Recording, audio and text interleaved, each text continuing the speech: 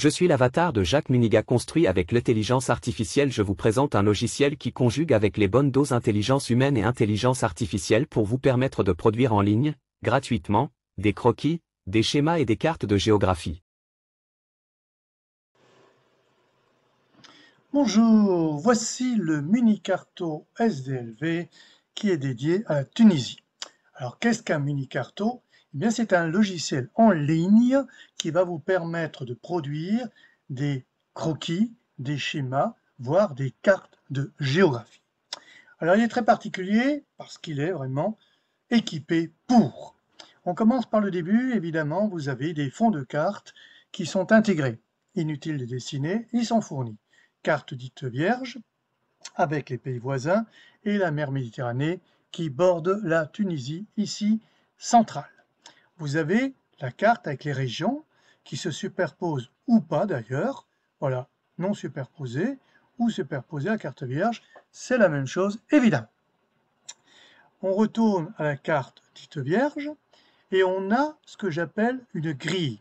Cette grille va vous permettre de repérer sur d'autres cartes, dans des atlas, dans des manuels, des éléments que vous allez reporter sur votre carte ou votre croquis.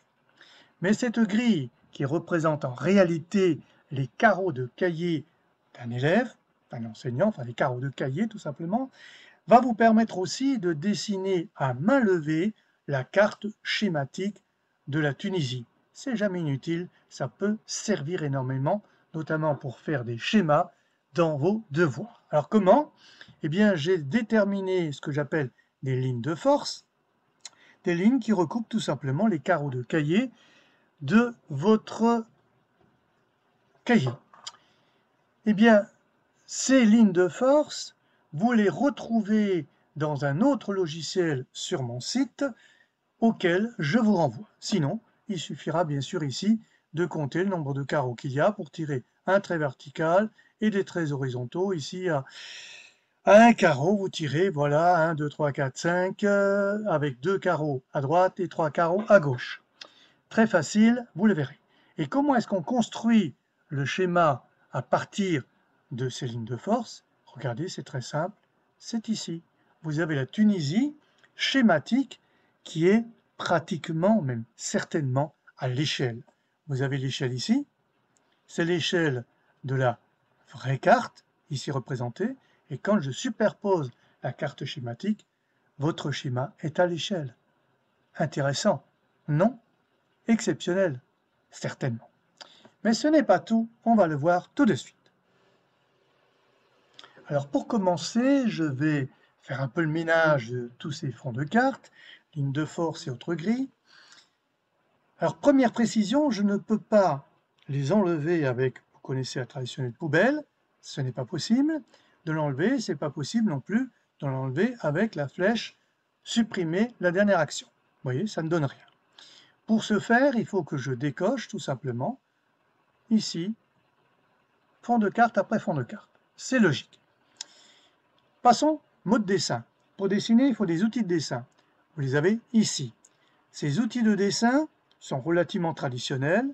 Ici, main levée, le trait, le cercle, etc. Simplement que vous avez une épaisseur de trait que vous allez choisir ici. J'augmente ou je diminue. Voilà, 7, 5, ça suffira. Un trait dit à main levée. En noir, pourquoi? Parce que ici, ligne et contour noir. On peut changer la couleur, on le verra un tout petit peu plus tard. Je peux dessiner aussi un cercle, voilà, et même un triangle si j'en ai besoin ou envie. Ceci est relativement traditionnel. Par contre, maintenant, je peux effacer. Effacer, c'est-à-dire que ce trait-là me convient guère, je veux l'effacer, je clique sur la gomme, ici, pas de couleur, évidemment une gomme n'a pas de couleur. Je peux conserver l'épaisseur du trait à 5 ou la passer à 6 ou plus ou moins, au mieux plus. Je passe dessus. Donc vous voyez, si j'avais pris plus, ça aurait été plus rapide. Si je prends 10, c'est plus rapide. Voilà, ça efface l'intégralité. Donc jusque-là, rien de très spécial. Il y a quelques outils qui vont être originaux. Pot de peinture, l'écriture et les flèches. On va les voir tout de suite. Alors on commence par l'écriture. Ah, évidemment, l'écriture. Je clique dessus, je peux choisir la taille de l'écriture. Je l'ai mise à 12 parce que c'est à peu près une bonne moyenne, mais je peux la diminuer ou l'augmenter. Voilà, mettre à 14. Alors la particularité, je pointe un endroit, ici, et donc mon écriture va apparaître ici, mais je dois l'écrire, bien sûr, dans ce formulaire. Tunis. Je l'écris, je clique, et ça apparaît exactement à l'endroit où j'ai pointé ma souris tout à l'heure. En revanche, vous ne pouvez pas la déplacer. Si c'est mal écrit, vous ne pouvez que l'effacer. Voilà. Et si vous voulez le remettre, vous connaissez le principe.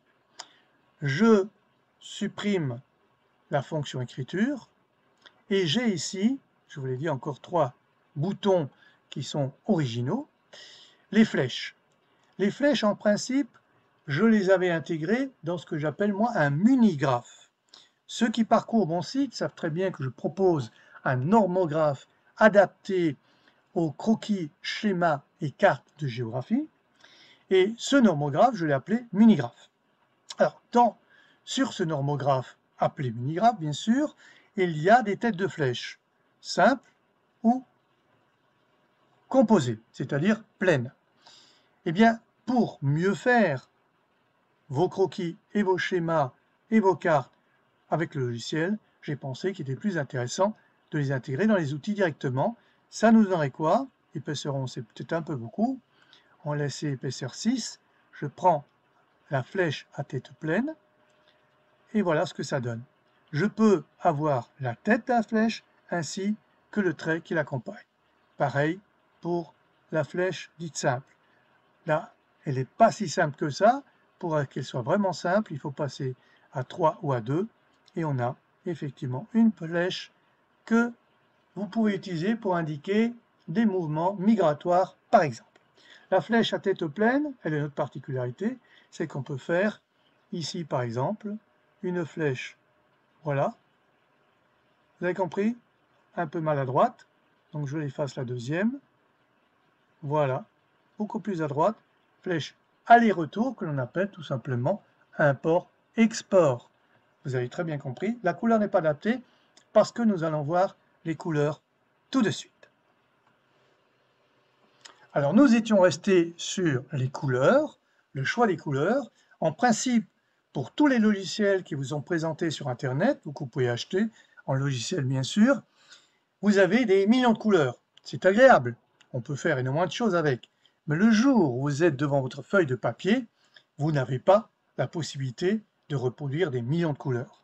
C'est la raison pour laquelle je me suis attaché à rester réaliste. Pour cela, on va prendre le cercle. Pourquoi le cercle? Parce que le cercle a un contour, regardez bien, je trace mon cercle ici et les flèches restent, ce qui veut dire que le cercle est transparent, qu'il n'a pas de fond, il n'a qu'un contour. Je l'augmente quand même à 4 pour qu'on voit bien le contour. Voilà, il est là. Donc ce cercle-là, je peux laisser son contour en noir ou ici le remplir, remplissage, on-off. Donc pour le moment, il n'y a rien. Si je veux le remplir, je clique évidemment sur on. Il est noir. Noir, c'est la couleur que j'ai mise d'office. Il faut bien en mettre une. Eh bien, je peux choisir. Pour choisir, je clique sur la couleur, ici, et je prends une couleur. Alors, vous en avez plusieurs. Vous n'avez pas 1 million. Vous en avez 12 et 3 rangées de 12. 36. Alors, quelle est la particularité de ces couleurs? La première rangée ici, c'est ce que contient une boîte de couleurs normale, pas trop chère, de marque supportable. Supportable, ça veut dire que si on taille le crayon, que la mine ne se casse pas tout de suite. Donc une marque que je ne dirai pas, vous avez une boîte de crayon couleur 12, un prix raisonnable, voilà quelles sont les couleurs dont vous disposez. Ici pour ce logiciel et ultérieurement sur une feuille de papier. Je prends le bleu par exemple. Je trace donc un cercle de couleur bleu à l'intérieur, contour noir. Pour bien faire, je vais changer le contour aussi et je vais prendre rouge. Pourquoi? Parce qu'on le verra mieux. Donc rouge et bleu. Voilà, j'ai tracé mon cercle. Maintenant, je veux changer la couleur intérieure, regardez ce qui va se passer. J'ai la deuxième ligne ici. Cette deuxième ligne a la particularité d'être tout simplement un dégradé de la première ligne. Sur votre feuille de papier, comment est-ce qu'on fait? Première ligne, je prends mon crayon de couleur, j'appuie suffisamment, j'obtiens ce bleu-là. Je reprends le même crayon de couleur ici, vous voyez qu'il est plus clair. J'appuie avec ce crayon de couleur modérément, j'obtiens un bleu plus clair. Et si je veux, je rechange de couleur, je prends la troisième ligne. La troisième ligne, c'est toujours un bleu, la même couleur. Hop, c'est à côté, excusez-moi. C'est toujours la même couleur, mais là, je ne fais que caresser la feuille. Donc, si vous résumez, vous avez une boîte de crayons couleur, 12. Vous appuyez dessus, vous avez la première ligne. Vous appuyez modérément, vous avez la deuxième ligne. Et vous appuyez à peine, c'est une petite caresse, vous avez la troisième ligne. Je clique dessus, je vous montre ce que ça donne. Voilà, j'ai bien 3 bleus différents à partir d'un même crayon bleu. Ça me donne un dégradé que vous utiliserez très souvent pour les schémas, les couleurs, les schémas, pardon, les croquis et les cartes de géographie. Au-delà d'un dégradé 3 couleurs, en principe, l'œil ne le perçoit pas. On peut aller jusqu'à 5, mais bon, nous sommes sur des feuilles de papier, 3 suffiront. Fort, moyen, faible. Voilà, on vous demande ça pour les densités, pour l'aridité, etc., etc. Fort, moyen, faible. 3 tonalités, 3 dégradés. Ça, c'est un principe que j'ai établi et qui nous rapproche de la feuille de papier avec ce logiciel. Mais ce n'est pas tout. On va voir. Alors, je reviens, j'en avais déjà parlé, à ce fameux Munigraph. Donc, le Munigraph, vous le savez déjà, c'est un normographe. Eh bien, je l'ai intégré dans le logiciel avec les mêmes figurés, sauf les flèches dont je vous ai dit que je les ai reportées dans les outils. Le reste est identique avec les tailles identiques. Donc, si je prends ici un triangle de 20, c'est le même que celui que l'on va retrouver sur le Munigraph, normographe que je vous propose. L'épaisseur du trait joue là aussi, je peux le mettre à 4. En rouge, pourquoi? Parce que j'avais laissé rouge. Je peux le descendre à 2. C'est le même, avec un contour plus fin. Ce figuré, je peux le remplir aussi, comme tout à l'heure, le cercle. Eh bien, il me suffit de cliquer sur On. Alors, d'office, il y a déjà ces couleurs. Je vais en prendre une autre, jaune. Et j'ai donc mon triangle, intérieur jaune, contour rouge. Avec l'épaisseur, je vous ai bien dit qu'on peut choisir.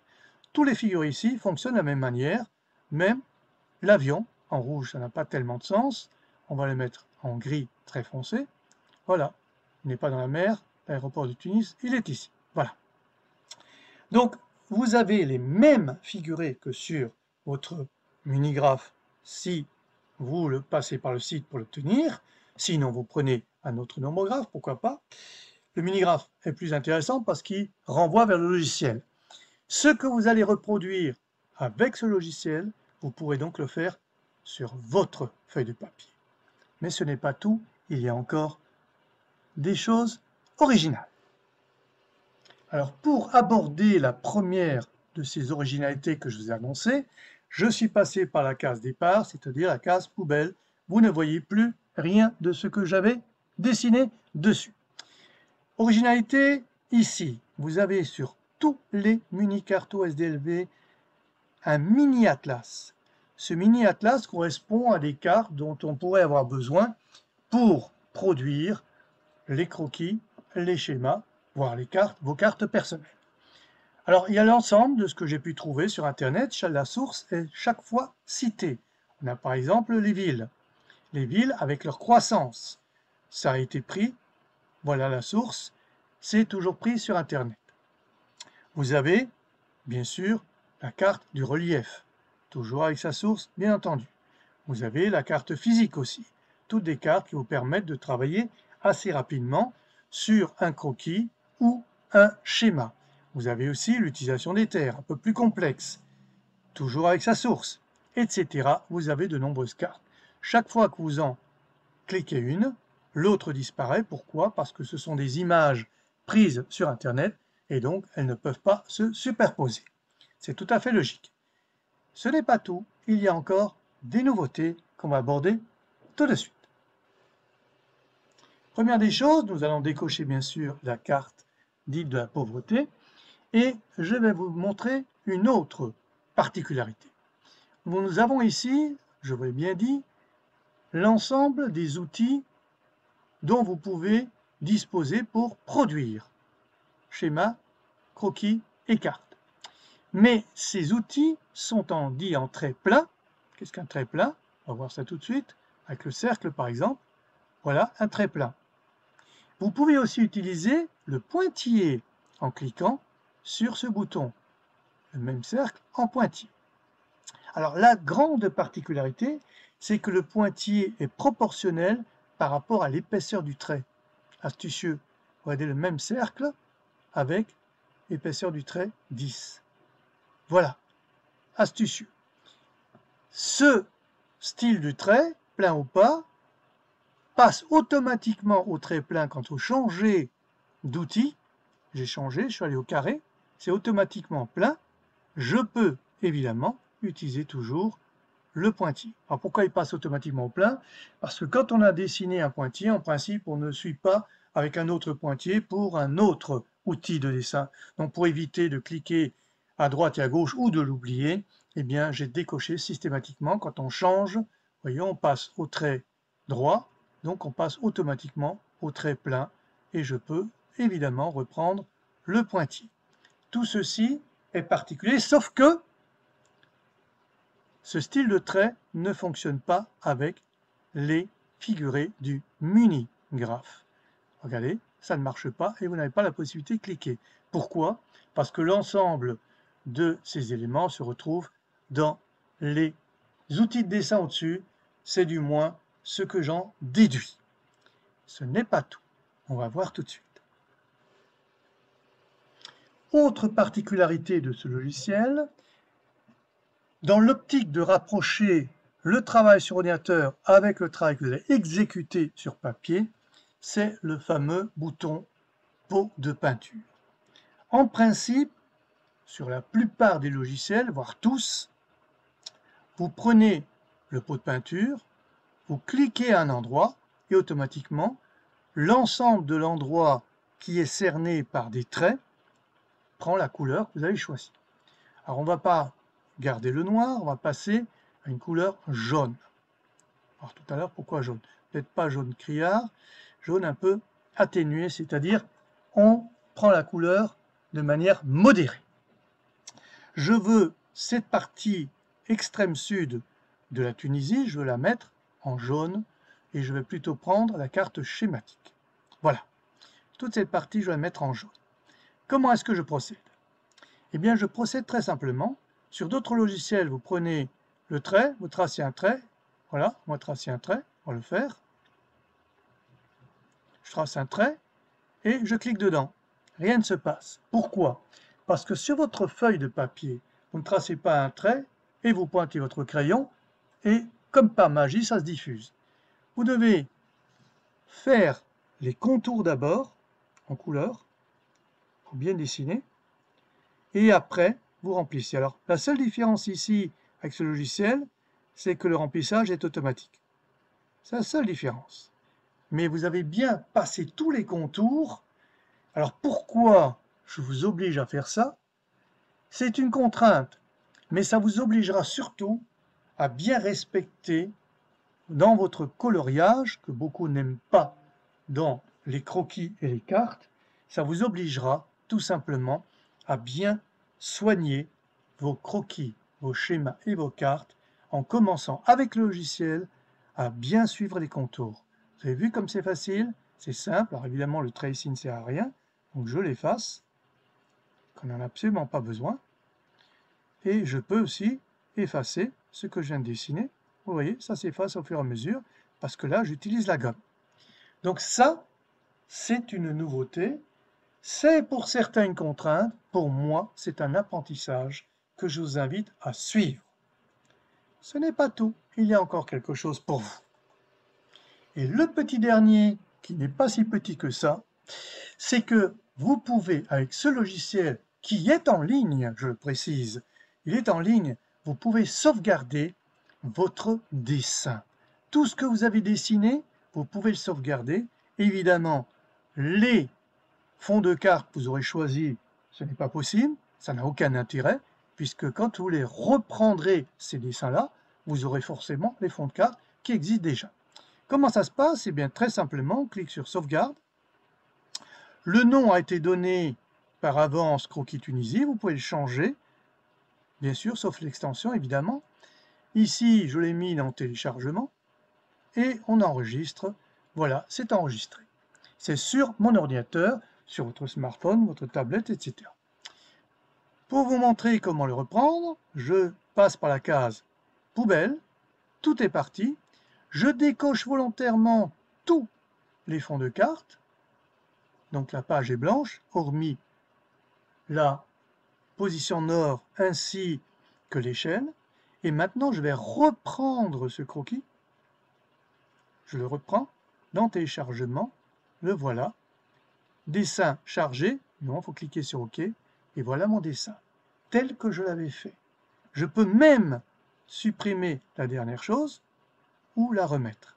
Donc je peux vraiment travailler dessus, j'ai tout conservé, ce n'est pas le dessin qui a été conservé comme tel, je peux effectivement enlever pièce par pièce, regardez voir, tout s'enlève pièce par pièce, et je peux le remettre. Donc c'est comme si je ne m'étais jamais arrêté. Et là-dessus, je peux évidemment remettre mes fonds de carte, ou carte schématique, ou carte vierge, ou carte avec région, c'est à moi de choisir. Mais surtout, je peux conserver le dessin pour le modifier plus tard ou pour le montrer à une autre classe, à des camarades ou pour mon apprentissage.